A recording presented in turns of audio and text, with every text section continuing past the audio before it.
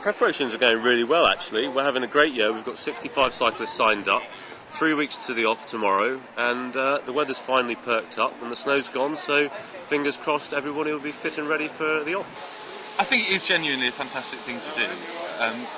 I like the fact that people get on the bike and leave behind all of their sort of stuff that they normally do. So you get kind of captains of industry riding alongside, you know, youngsters like me, and and everything kind of drops away, and it's for 6 days until you get there, at which point, you know, PAs run out of the shadows with Blackberries and MIPIM passes. But actually, it is a camaraderie thing. It is really very, very enjoyable. That's the best bit about it. Yeah, I'm confident. I think it's going to be good fun. It's a smaller bunch this year, but you know that's going to bring about probably greater camaraderie as well. We weren't really sure what to expect, in all honesty, for this year, but we've been really pleasantly surprised by the continued support that we get from the industry. And we do have 65 riders, as I said, signed up, which is half of what we had last year, but considering the current climate is actually fantastic. It's a bigger challenge this year, I think, and in two respects. Obviously, it's a completely different climate. Economically, it's very well last year, and also actually in terms of weather, it's been a bit of a different climate. It's been difficult with the snow and getting out on the ride training, and raising money for sponsorship has also been pretty tough. But yeah, you know, we've got sort of almost a month to go, so it's the final push now on both fronts. It's a great way for the charities involved to receive income from the industry. Obviously, with reduced numbers, it will be much reduced, but probably in the region, we hope, of £100,000. But as with most things, it's an unpredictable science at this time.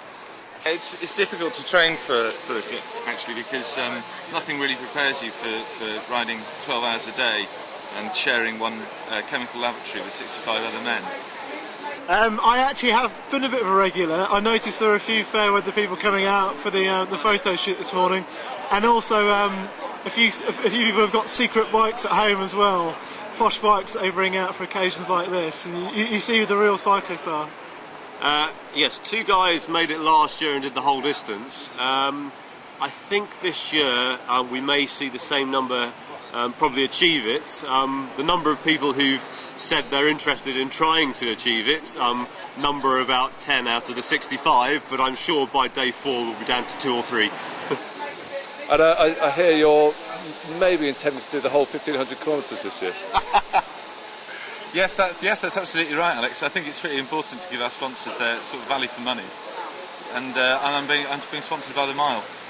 I'm going to do Cannes next year, yes, with Bob West from Camden, who said he's going to do it. I'm definitely going to do it, and we will make sure we have the resources from Argent down there on the Monday and Tuesday. But don't miss me at all. I did it the first time. I was one of the first 17, the magnificent 17, then I chickened out because of the RIBA after that. But maybe next year. It's not a well-kept secret that there were red wine and beer stops even the first time around. There always are. It's always and the odd coffee, the odd splinter group, but it's great fun.